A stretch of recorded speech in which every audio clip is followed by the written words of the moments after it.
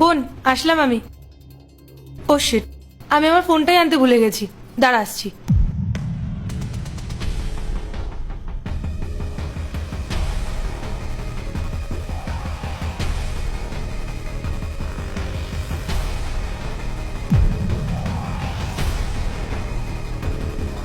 বাবা,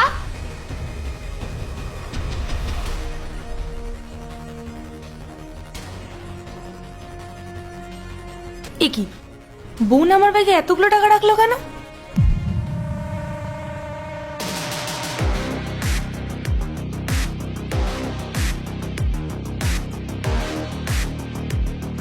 বাবা আসো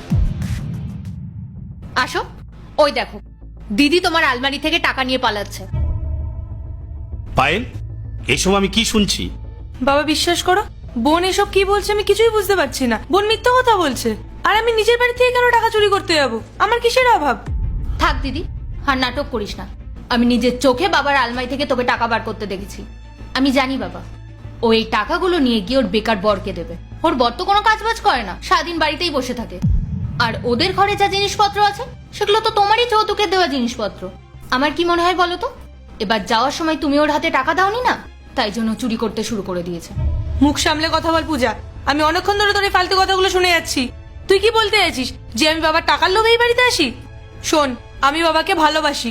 বাবার শরীর স্বাস্থ্যের ব্যাপারে আমার চিন্তা হয়, তাই আমি প্রতি মাসে একবার হলেও এখানে আসি। আর আমার স্বামীর ব্যাপারে কথা বলার তুই কে? ও যথেষ্ট পরিশ্রম করে, আর ও যতটুকু টাকা আয় করে সেটা দিয়ে আমাদের সংসার সম্মানের সাথে চলে যায়। চুরি করার মতো দিন এখন আমাদের আসেনি। ও আচ্ছা, তাই বুঝি? তুই যে বাবার অন্ধ ভালোবাসার সুযোগ নিচ্ছিস সেটা কি আমি বুঝি না? বাবার জিনিসের প্রতি তো বাবার কোনো খেয়াল নেই। তিনি ভাবেন তার বড় মেয়ে খুব ভালো, তাকে অন্ধের মতো বিশ্বাস করে। শোন দিদি, এতদিন আমি এই বাড়িতে ছিলাম না, তাই যা হওয়া সেটা হয়ে গেছে। এবার আমি যখন ফিরে এসেছি, আমার উপস্থিতিতে এই বাড়িতে আমি কোনো চুরি হতে দেবো না। তুই একে তো চুরি করলি, তার উপর আবার বড় বড় কথা বলছিস। লজ্জা করে না তোর?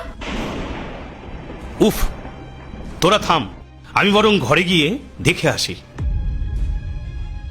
এবার দেখ দিদি, সত্যিটা সবার সামনে চলে আসবে। আর বাবা যখন নিজের চোখে প্রমাণ পাবে না, তখন তুই বুঝতে পারবি।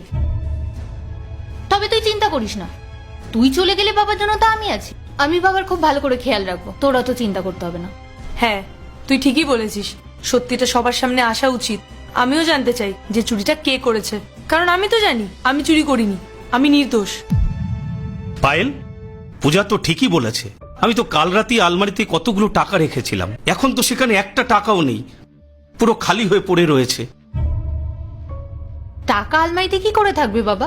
টাকাগুলো তো দিদির ব্যাগে। দিদি তো টাকাগুলো চুরি করে পালাচ্ছিল। আর আমার চোখে ফাঁকি দেওয়া কি এত সহজ? আমি তো আজকে ওকে হাতে নাতে ধরে ফেলেছি, আর তাই জন্যই আজকে এই ব্যাগটা নিয়েও পালাতে পারেনি। আর দিদি, তোর এই নাটকগুলো বন্ধ করে সত্যিটা এবার স্বীকার কর। বাবা, তোমার যদি বিশ্বাস না হয় তাহলে তুমি দিদির ব্যাগটা চেক করো, তাহলেই তুমি জানতে পারবে।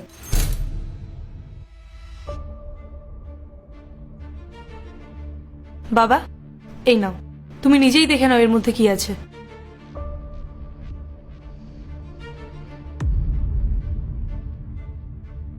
কই পূজা, এই ব্যাগে তো কোনো টাকাই নেই, শুধু কিছু প্রয়োজনীয় জিনিসপত্র আছে। কি রে পূজা, বাবা তো দেখেই নিল, এবার তুইও দেখে নে। দাও তো ব্যাগটা। এটা কি করে সম্ভব? টাকাগুলো তো ব্যাগেই থাকার কথা। কই, এর মধ্যে তো কিছুই নেই। বাবা, তুমি এবার বোনের ব্যাগটা চেক করো, তাহলেই সব সত্যিটা জানা যাবে।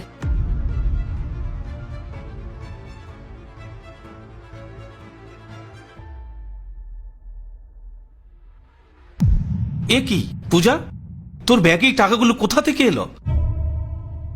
আমি জানি না বাবা, তুমি বিশ্বাস করো, ব্যাগে টাকাগুলো কি করে আসলো?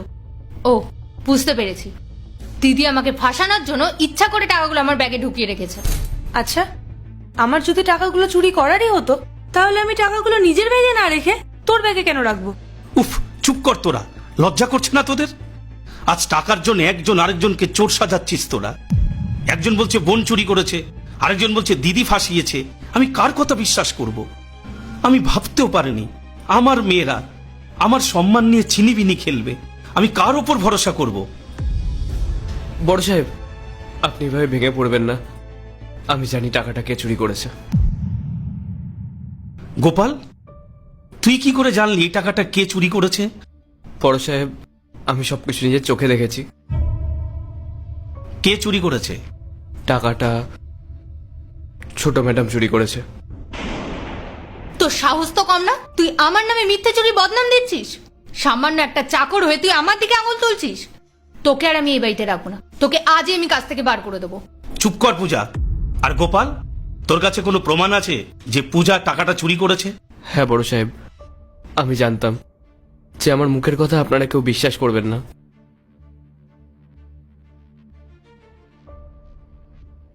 আপনি এই ভিডিওটা দেখুন।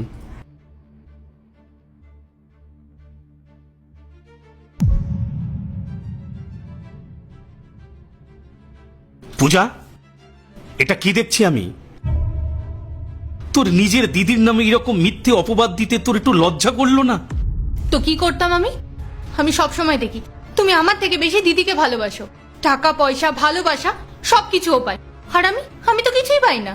এই তো কিছুদিন আগে তুমি ওকে একটা গাড়ি গিফট করলে, আর আমি যখন তোমাকে একটা স্কুটির কথা বললাম তুমি আমাকে কি বললে? এখন নাকি তোমার কাছে টাকা নেই। আর তোমার কাছে টাকা থাকবেই বা কি করে? তুমি তো সব টাকা দিদির পেছনে খরচা করে দাও। আচ্ছা বাবা, তুমি একবারও কি আমার কথা ভেবেছো? আমারও তো কিছু শখ আহ্লাদ বলে থাকতে পারে, আমারও তো কিছুদিন পর বিয়ে হবে। তুমি যদি এখন সব টাকা দিদির পেছনে খরচা করে দাও, তাহলে আমার জন্য আর কি বেঁচে থাকবে? চুপ কর। তুই জানিস ও এই বাড়ির জন্য কি করেছে? তুই তো বাইরে পড়তে চলে গেছিলি, আর সেই সময়টা ও টাকা দিয়ে সংসার চলতো।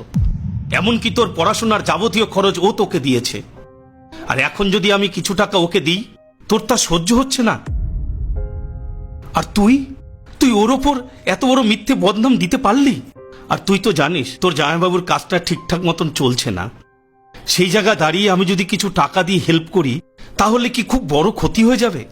আর তোকে স্কুটি কিনে দেইনি এই কারণেই, কারণ তুই ভালো করে ড্রাইভ করতে পারিস না।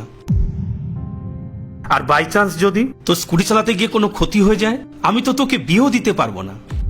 আর শুধু এই কথাগুলো মাথায় রেখেই আমি তোকে গাড়ি কিনে দেইনি রে মা। সরি বাবা, সরি দিদি, আমার অনেক বড় ভুল হয়ে গেছে। আসলে বাইরে চলাফেরা করি, কলেজ যাই, 10 জন লোক 10 রকম কথা বলে। তো তাদের কথা শুনে আমার মনে হয়েছিল যে তুমি হয়তো দিদিকে ভালোবাসো, আমাকে ভালোবাসো না। আর দিদি প্রপার্টির জন্য এখানে আসে। বাবা দিদি, আমি তোমাদের কথা দিচ্ছি, আজকের পর থেকে আর কখনো এরকম করব না।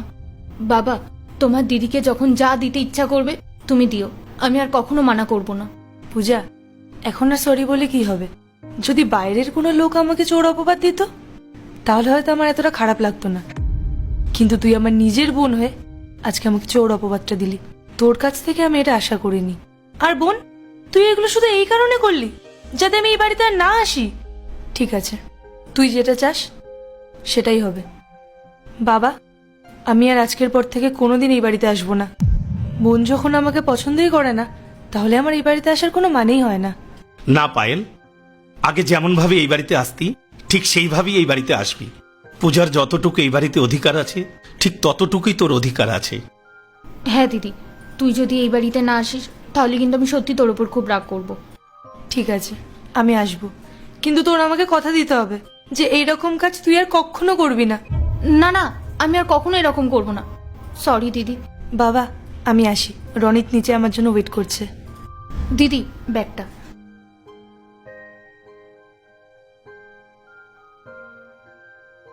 আসলাম, আসছি বাবা, সাবধানে থেকো।